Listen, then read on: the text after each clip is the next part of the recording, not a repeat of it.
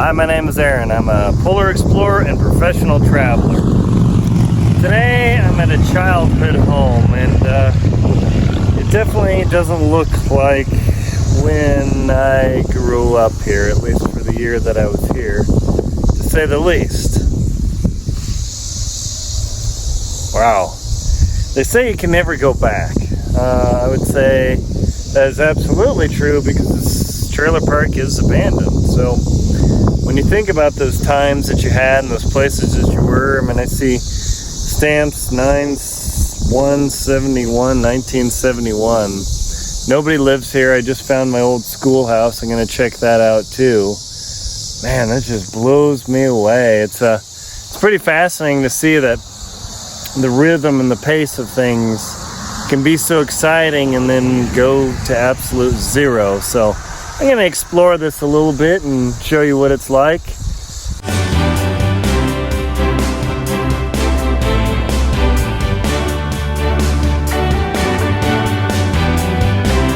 Just blows me away. This is my home outside of Chadron, Nebraska. Well, it was. I don't know what trailer we lived in.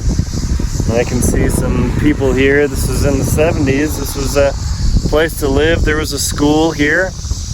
It's pretty crazy, and I know this is because there's a creek back there that my brother and I used to play in. I think it's more like an irrigation ditch, but that's a minor detail. But before I go on, if you wouldn't mind just hitting the subscribe button while I walk around in shock and awe, that would be great. Just a crazy exploration of the places I live, the friends and family. I've got my friends and family, but the one friend I remember here is definitely not living here now. You always wonder what it'd be like when you come back to a place 40 years later.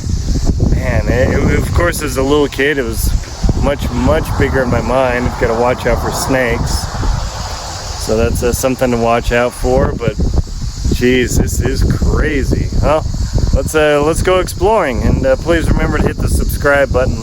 That helps my channel out, just to show you what these things are like. You can see the homes in my old neighborhood. Not exactly looking up to snuff here, to say the least. I don't exactly remember which one was my parents, because I was pretty darn young then, but I'm going to get on FaceTime and see if I can look him around. Paul House, I think I remember that. Wow, this is crazy. So the whole point of this video is to show you that no matter where you come from, where the circumstances where you think you started and your history, it doesn't matter. It absolutely doesn't matter. Simply because you're you at the time you're you. So just because maybe you grew up in a trailer park or something like this, I remember this now. Just because you grew up in a trailer park, or you had to live in a car for a while, or anything else, it doesn't mean anything. It absolutely doesn't mean anything. Oh, this looks like our trailer from the 70s. Only lived here 9 months. Neighbor's trailer. They're actually pretty substantial buildings. You gotta be careful all through. You can see here.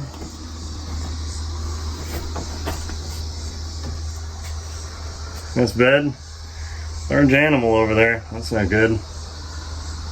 Dog or something. Huge spiders. So it looks familiar, but who knows? Oof. Bird poop. Yep.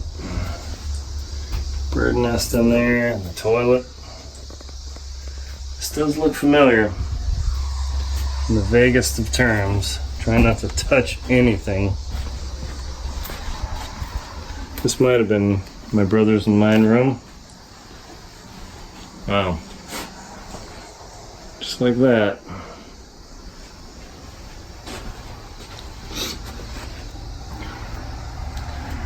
Floor.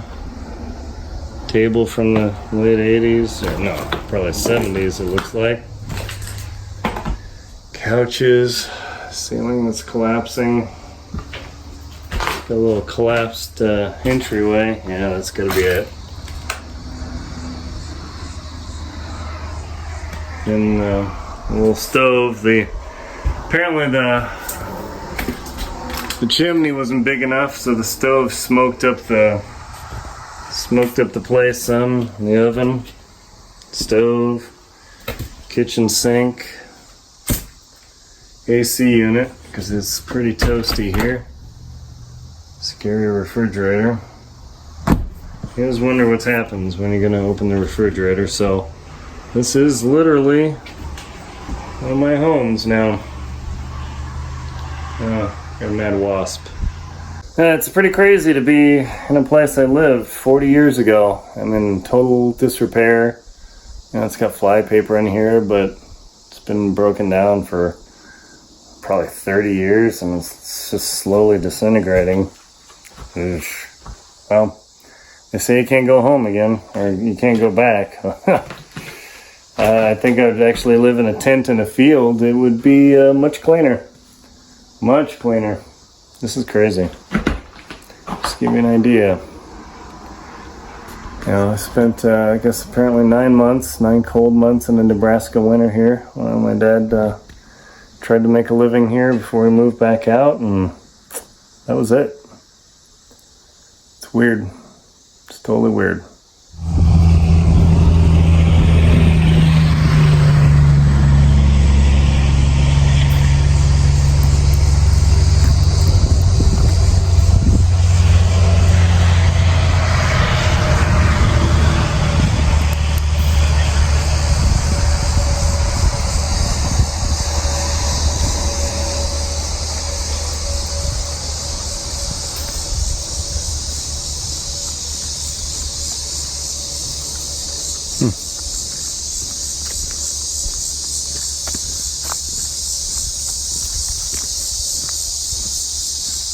8 trailers.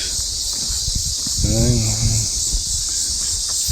5, 6, 7, 8. Yeah. One in this garage even. One going there. There's number 9. Sorry for the haze. That's number 9. And then ours in the corner, way in the weeds, is number 10. Guess I'm just stunned going back through those vague memories I have nearly 40 years ago. I did find a Dish 500 satellite installation, so that was 1996. So presumably this was abandoned, I think it was 96. I'll look it up again. Anyway, this was abandoned then, so in the late 90s, so that's when that services came to be. So apparently at least 96, you know, maybe abandoned in the late 90s, so 20 plus years nobody's ever been here. No stickers on the buildings or abandoned, just literally everybody said we're out. Who knows? I'm vaguely curious, but need to wash my hands and touch stuff. Jeez. Well, there you go. So the objective of this video is to show you that you can come from literally anywhere. You can come from, you know, squalor in Guatemala. You can come from a now disintegrated trailer park in the panhandle of Nebraska. And you can do some crazy things. I mean, you've watched my videos. I've climbed mountains. I've skied across continents. I've earned degrees. I'm a scientist. I'm an engineer. I've got all these things. And I look around here, seeing at all these wasted trailers, all these gone and abandoned lives. I wonder when people abandon this place. And just to tell you that it really doesn't matter where you, oh man, I'm just like blown away. It literally doesn't matter where you come from. You can hear those cicadas buzzing. Ugh, it means it's hot. I don't want to get a snake bite or anything. I put on my boots, so that's kind of scary. But you know, I don't know what's in these places. Maybe they're actually not mine. I mean, people own them. It says private drive, but somebody hasn't driven on this. All this concrete was laid in 71. I lived here in the late 70s. I'll have to FaceTime my family. So when you think about, my uncle was this, my mom was in jail, my dad had this problem, it all literally doesn't matter. And I am here to show you that in one of these trailers that I lived in, I'll have to figure that out. I remember the Paul Hammis house. In fact, I think one of my friends actually lived here. His name was Rhett. You know, you always think back and look back to people that you were friends with a long time ago, and a name or two sticks out to you. And you know, there are definitely in some locations that were that had trailers before. I'm sure this area here had trailers, but I'm here to tell you as living proof that where you come from, your history, your past. I mean, as a kid, if you've done bad stuff as an adult, you're gonna have to pay the price for sure. But as a kid, it doesn't matter where you come from. Don't be ashamed of it. I mean, that's why I'm literally showing the world. Hopefully clients don't think like, wow, you know, as a motivational speaker, I'm a professional traveler, but as a motivational speaker, like, man, I don't want that guy speaking at my conference. I don't want that guy speaking at wherever, because, you know, he came from, well, one time it was an okay trailer park. Now it's not even squalor. No one lives here. I mean, not even, it's nothing. It's literally going to disintegrate into the earth. But the whole objective of this video is to show you that, hey, you know, maybe you had no money as a kid, or maybe you grew up as a billionaire child on Fifth Avenue. I mean, I just listened to the news, and one of the children from the Kennedy family died of an overdose. It was terrible. I mean, your growth up, where you grow from and where you're born, those conditions are truly irrelevant, because you could have billions of dollars and be one of the most famous families in the United States or even in the world, and you could end up overdosed and dead. It was a terrible story. Or you can be like myself, and one of these is my home. Maybe I'll get the guts to poke around here. We'll see. And yeah, one of these was my home, and I spent time in the other trailers with friends. And yeah, it doesn't matter. I mean, you look through my videos and see all the things I've done. Now, one of the big challenges is the psychology can stay with you. That's the hard thing to get rid of when you grow up in conditions that aren't great, or you don't have a lot of money. Getting out of that poor mentality where, like, oh, you know, I'll just sell off this and I'll have a little bit of money for now, but what are you going to do then? I mean, you got to really think future-wise. Okay, if I work at these things and do this stuff, what's going to be the long-term benefit to myself, my family, my children, my dog, my cat, my goldfish, whatever it might be? And you have to really ask yourself those questions of, you know, should I do this or should I do that? But one of the keys to absolute success is denying yourself the pleasure of the moment. Whether it's, hey, I deserve a movie, I deserve those new shoes, I deserve this trip, you know, I mean, I've had that challenge. I know tons of people too. I know this huge business guy, used to be a CFO of a major Fortune 100 company, and he has a lot of money, but he's making investments, and now he was literally on pins and needles last week waiting to see if his investors came through, because he might have no money whatsoever.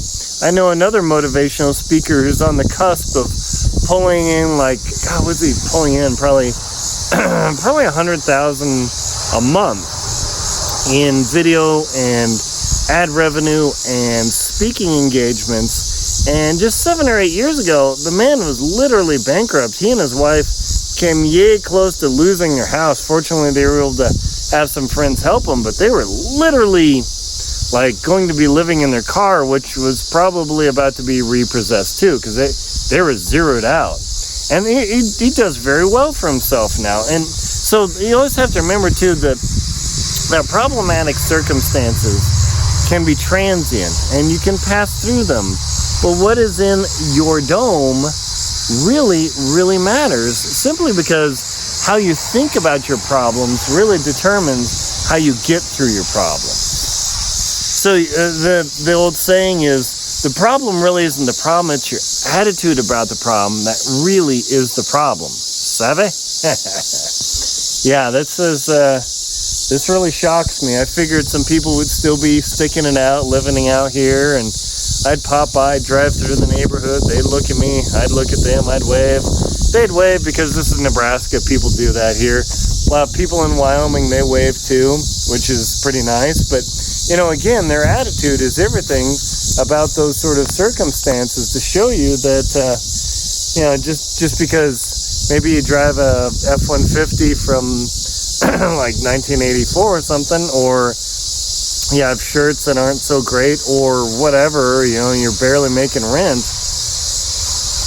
It doesn't matter. It's having that vision of working through your challenges, knowing that you're going to have some problems. They're going to pop up in life, and they're going to whack you. Sometimes they'll crack you in the knees, and you're going to go down crying.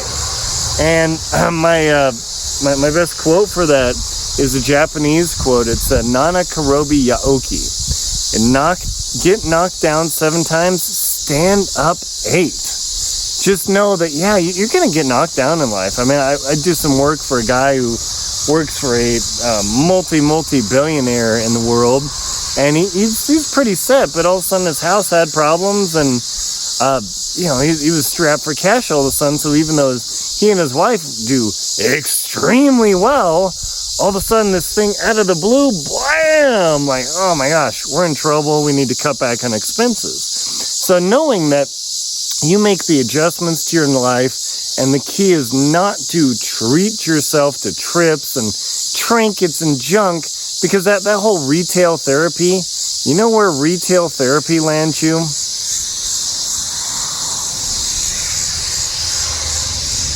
Retail therapy lands you here. That's where retail therapy lands you. You know what? And that's a recommendation too, is if you want to go shopping, go window shopping. Leave your credit cards at home. Leave your cash at home. Look around, touch it like, oh, yeah. And then get past the emotion and move on.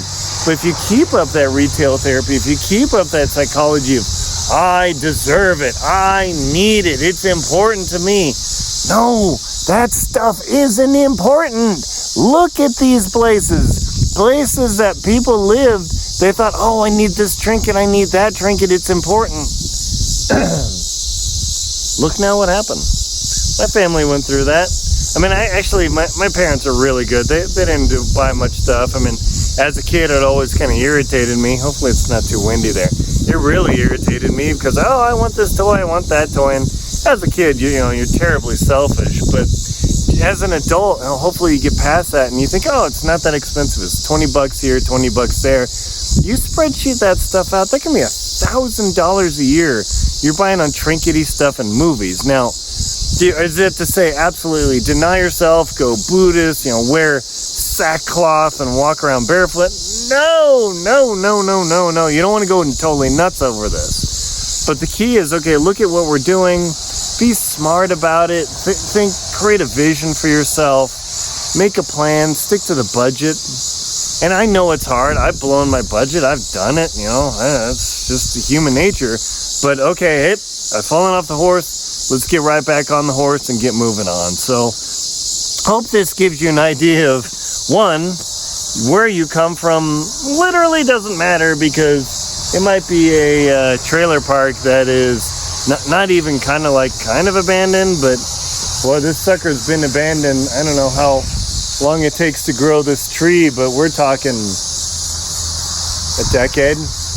That tree, maybe 15, about 20 years. That tree back there, oh wow. So just think about that. And then also, don't go crazy. Don't just sell off everything because of the moment to geek by, because now what are you going to do? That's even worse. And then the whole concept of don't do the I deserve it thing, because you might end up being here when you don't want to be here. Chadron, Nebraska. Very dirty windshield. My apologies.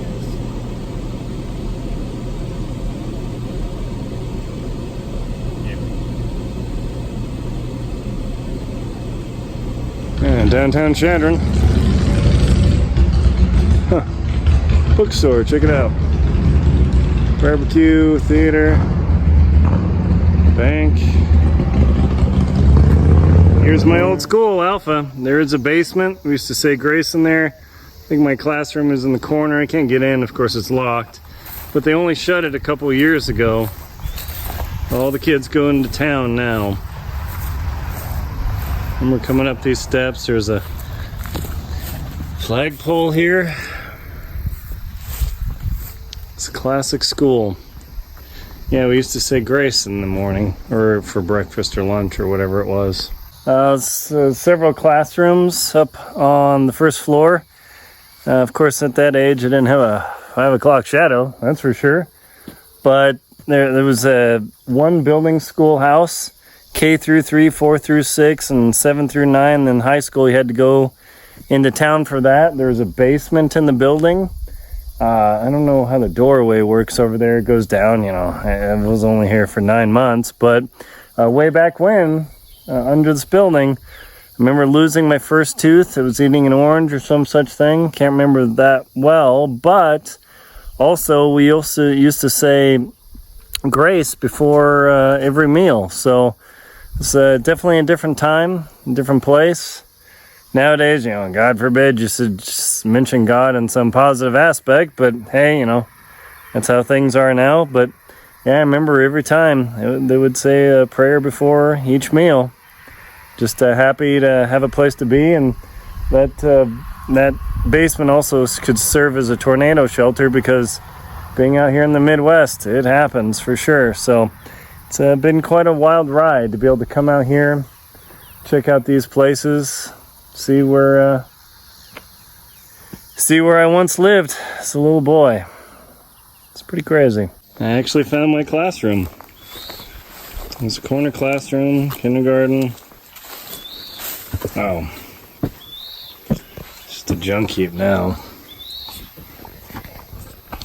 Yeah. Remember that. The clock stopped at 7:24 years ago. Used to remember the train ran in the 70s. That bridge there, I was walking across the bridge when the train came, so I had to do the run and jump thing like Stand By Me in the movie, Stephen King, but without the scary monsters and murders and whatnot. And that's literally it here. You know, one time it was a place. There get some families there still. The train still ran, so you did have to. Train still did run. Train ran, train run. And you had to be careful. I'm gonna walk to the bridge that I remember. There's one other bridge. I'm not gonna walk that far, but just take you there, show you what it's like. Be a kid in Nebraska. And of course, felt like it was 1,000 feet high.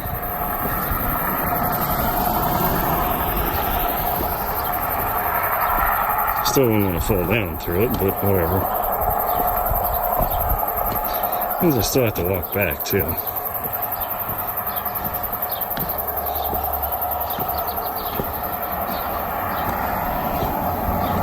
When a train's coming, sure feels like a long ways. That's for sure. So like, oh, hurry! And there's no water in the creek right there. Like, hurry! Of course, you have little legs, so you have to step on each. Like, ah! And you're like, oh, you gotta be brave. As an adult, I could probably step on 3. Well, it's not comfortable. I'll slip and twist my ankle. There you are. Get out of the way of the train! Get out of the way of the train! And